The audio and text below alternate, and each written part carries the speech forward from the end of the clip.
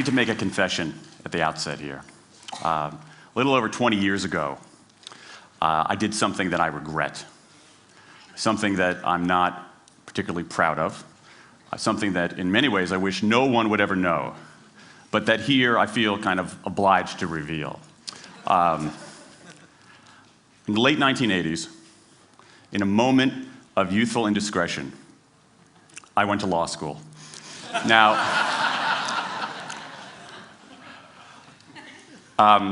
in America, law is a professional degree. You get your university degree, then you go on to law school. And when I got to law school, I didn't do very well. To put it mildly, I didn't do very well. I, in fact, graduated in the part of my law school class that made the top 90% possible. Thank you. I never practiced law a day in my life. I pretty much wasn't allowed to. But today, against my better judgment, against the advice of my own wife, I want to try to dust off some of those legal skills, what's left of those legal skills. I don't want to tell you a story. I want to make a case. I want to make a hard-headed, evidence-based, dare I say lawyerly case for rethinking how we run our businesses. So, ladies and gentlemen of the jury, take a look at this. This is called the candle problem. Some of you might have seen this before. It was created in 1945 by a psychologist named Carl Duncker. Carl Duncker has created this experiment that's used in a whole variety of experiments in behavioral science. And here's how it works. Suppose I'm the experimenter. I bring you into a room. I give you a candle, some thumbtacks, and some matches. And I say to you, your job is to attach the candle to the wall so the wax doesn't drip onto the table. Now, what would you do? Many people begin trying to thumbtack the candle to the wall. Doesn't work. Some people, and I saw somebody kind of make the motion over here, some people have a great idea where they light the match, melt the side of the candle, try to adhere it to the wall. It's an awesome idea, doesn't work. And eventually, after 5 or 10 minutes, most people figure out the solution, which you can see here. The key is to overcome what's called functional fixedness. You look at that box and you see it only as a receptacle for the tacks, but it can also have this other function as a platform for the candle. The candle problem. Now, I want to tell you about an experiment using the candle problem done by a scientist named Sam Glucksberg, who's now at Princeton University in the US. This shows the power of incentives. Here's what he did. He gathered his participants and he said, I'm going to time you how quickly you can solve this problem. To one group, he said, I'm going to time you to establish norms, averages, for how long it typically takes someone to solve this sort of problem. To the second group, he offered rewards. He said, if you're in the top 25% of the fastest times, you get $5. If you're the fastest of everyone we're testing here today, you get $20. Okay, now this is several years ago, adjusted for inflation. It's a decent sum of money for a few minutes of work. Okay, it's a nice motivator. Question, how much faster did this group solve the problem? Answer, it took them on average 3.5 minutes longer. 3.5 minutes longer. Now this makes no sense, right? I mean, I'm an American, I believe in free markets, that's not how it's supposed to work, right? If you want people to perform better, you reward them, right?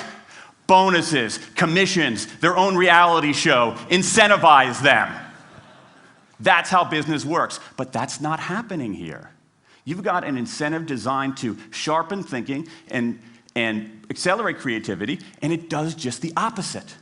It dulls thinking and blocks creativity. And what's interesting about this experiment is that it's not an aberration. This has been replicated over and over and over again for nearly 40 years. These contingent motivators. If you do this, then you get that, work in some circumstances, but for a lot of tasks, they actually either don't work or often they do harm. This is one of the most robust findings in social science and also one of the most ignored. I spent the last couple of years looking at the science of human motivation, particularly the dynamics of extrinsic motivators and intrinsic motivators. And I'm telling you, it's not even close. If you look at the science, there is a mismatch between what science knows and what business does. And what's alarming here is that our business operating system, think of the set of assumptions and protocols beneath our businesses, how we motivate people, how we apply our human resources. It's built entirely around these extrinsic motivators, around carrots and sticks. That's actually fine for many kinds of 20th century tasks. But for 21st century tasks, that mechanistic reward and punishment approach doesn't work, often doesn't work, and often does harm. Let me show you what I mean. So Glucksberg did another experiment similar to this, where he presented the problem in a slightly different way, like this up here. Okay? Attach the candle to the wall so the wax doesn't drip onto the table. Same deal. You were timing for norms. You were incentivizing. What happened this time? This time, the incentivized group kicked the other group's butt. Why? Because when the tacks are out of the box, it's pretty easy, isn't it? If-then rewards work really well for those sorts of tasks, where there's a simple set of rules and a clear destination to go to. Rewards, by their very nature, narrow our focus, concentrate the mind. That's why they work in so many cases. And so for tasks like this, a narrowed focus where you just see the goal right there, zoom straight ahead to it, they work really well. But for the real candle problem, you don't want to be looking like this. The solution's not over here. The solution's on the periphery. You want to be looking around. That reward actually narrows our focus and restricts our possibility. Let me tell you why this is so important. In Western Europe, in many parts of Asia, in North America, in Australia, white-collar workers are doing less of this kind of work and more of this kind of work.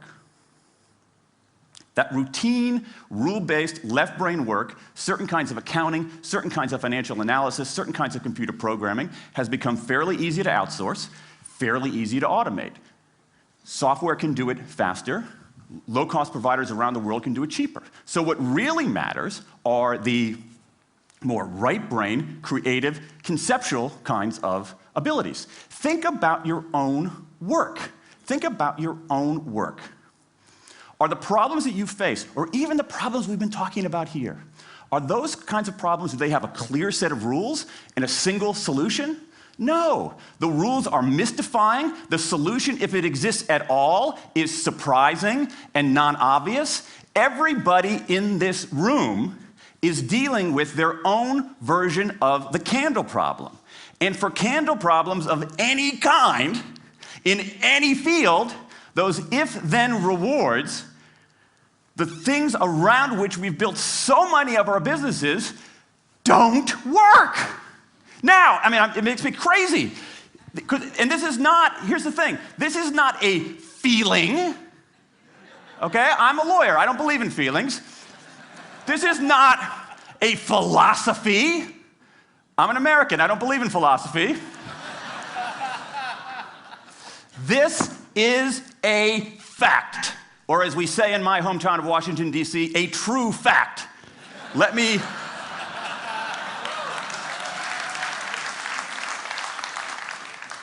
give you an example of what I mean. Let me marshal the evidence here, because I'm not telling you a story, I'm making a case, ladies and gentlemen of the jury. Some evidence. Dan Ariely, one of the great economists of our time, he and 3 colleagues did a study of some MIT students. They gave these MIT students a bunch of games that involved creativity and motor skills and concentration. And they offered them for performance 3 levels of rewards.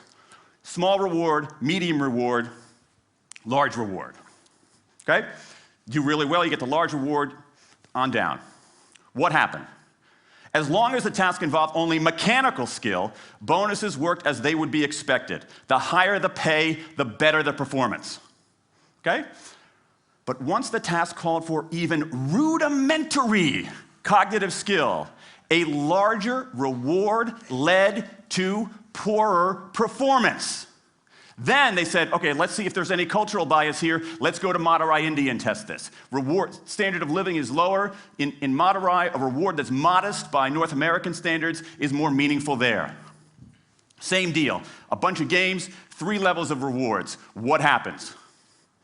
People offered the medium level of rewards, did no better than people offered the small rewards. But this time, people offered the highest rewards. They did worst of all. In 8 of the 9 tasks we examined across 3 experiments, higher incentives led to worse performance. Is this some kind of touchy-feely socialist conspiracy going on here? No, these are economists from MIT, from Carnegie Mellon, from the University of Chicago. And do you know who sponsored this research? The Federal Reserve Bank of the United States. That's the American experience. Let's go across the pond to the London School of Economics. LSE, London School of Economics, alma mater of 11 Nobel laureates in economics. Training ground for great economic thinkers like George Soros and Friedrich Hayek and Mick Jagger. Just last month, economists at LSE looked at 51 studies of pay-for-performance plans inside of companies. Here's what the economists there said. We find that financial incentives can result in a negative impact on overall performance. There's a mismatch between what science knows and what business does. And what worries me as we stand here in the rubble of the economic collapse is that too many organizations are making their decisions, their policies about talent and people, based on assumptions that are outdated, unexamined, and rooted more in folklore than in science. And if we really want to get out of this economic mess, and if we really want high performance on those definitional tasks of the 21st century, the solution is not to do more of the wrong things, to entice people with a sweeter carrot or threaten them with a sharper stick. We need a whole new approach. The good news about all this is that the scientists who've been studying motivation have given us this new approach. It's an approach built much more around intrinsic motivation, around the desire to do things because they matter, because we like it, because they're interesting, because they're part of something important. And to my mind, that new operating system for our businesses revolves around 3 elements: autonomy, mastery, and purpose.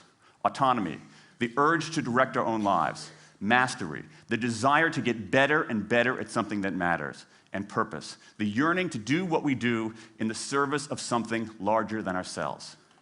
These are the building blocks of an entirely new operating system for our businesses. I want to talk today only about autonomy. In the 20th century, we came up with this idea of management. Management did not emanate from nature. Okay? Management isn't, it's not a tree, it's a television set. Okay? Somebody invented it. And it doesn't mean it's going to work forever. Management is great. Traditional notions of management are great if you want compliance. But if you want engagement, self-direction works better. Let me give you some examples of some kind of radical notions of self-direction. And what this means, you don't see a lot of it, but you see the first stirrings of something really interesting going on. Because what it means is, it means paying people adequately and fairly, absolutely. Getting the issue of money off the table, and then giving people lots of autonomy. Let me give you some examples. How many of you have heard of the company Atlassian? Okay, looks like less than half. Atlassian is an Australian software company, and they do something incredibly cool. A few times a year, they tell their engineers, go for the next 24 hours and work on anything you want. As long as it's not part of your regular job. Work on anything you want. So the engineers use this time to come up with a cool patch of code, to come up with an elegant hack. Then they present all of these stuff that they've developed to their teammates, to the rest of the company, in this wild and woolly all-hands meeting at the end of the day. And then, being Australians, everybody has a beer. They call them FedEx days. Why? Because you have to deliver something overnight. It's not bad. It's a huge trademark violation, but it's pretty clever. That one day of intense autonomy has produced a whole array of software fixes that might never have existed. And it's worked so well that Atlassian has taken it to the next level with 20% time, done famously at Google, where engineers can spend 20% of their time working on anything they want. They have autonomy over their time, their task, their team, their technique. Okay? Radical amounts of autonomy. And at Google, as many of you know, about half of the new products in a typical year are birthed during that 20% time. Things like Gmail, Orchid, Google News. Let me give you an even more radical example of it. Something called the results-only work environment, the ROW, created by 2 American consultants in place at about a dozen companies around North America. In a ROW, people don't have schedules. They show up when they want. They don't have to be in the office at a certain time or any time. They just have to get their work done. How they do it, when they do it, where they do it, is totally up to them. Meetings in these kinds of environments are optional. What happens? Almost across the board. Productivity goes up, worker engagement goes up, worker satisfaction goes up, turnover goes down. Autonomy, mastery, and purpose. These are the building blocks of a new way of doing things. Now, some of you might look at this and say, that sounds nice, but it's utopian. And I say, nope. I have proof. In the mid-1990s, Microsoft started an encyclopedia called Encarta. They had deployed all the right incentives. All the right incentives. They paid professionals to write and edit thousands of articles. Well-compensated managers oversaw the whole thing to make sure it came in on budget and on time. A few years later, another encyclopedia got started. Different model, right? Do it for fun. No one gets paid a cent or a euro or a yen. Do it because you like to do it. Now, if you had, just 10 years ago, if you had gone to an economist anywhere and said, hey, I got these 2 different models for creating an encyclopedia. If they went head-to-head, who would win? 10 years ago, you could not have found a single sober economist anywhere on planet Earth who would have predicted the Wikipedia model. This is the titanic battle between these 2 approaches. This is the Ali Frazier of motivation, right? This is the thriller in Manila, all right? Intrinsic motivators versus extrinsic motivators. Autonomy, mastery, and purpose versus carrots and sticks. And who wins? Intrinsic motivation, autonomy, mastery, and purpose in a knockout. Let me wrap up. There's a mismatch between what science knows and what business does, and here's what science knows. 1, those 20th century rewards, those motivators we think are the natural part of business, do work, but only in a surprisingly narrow band of circumstances. 2, those if-then rewards often destroy creativity. 3, the secret to high performance isn't rewards and punishments, but that unseen intrinsic drive, the drive to do things for their own sake, the drive to do things because they matter. And here's the best part. Here's the best part. We already know this. The science confirms what we know in our hearts. So, if we repair this mismatch between what science knows and what business does, if we bring our motivation, notions of motivation, into the 21st century, if we get past this lazy, dangerous ideology of carrots and sticks, we can strengthen our businesses, we can solve a lot of those candle problems, and maybe, we can change the world. I rest my case.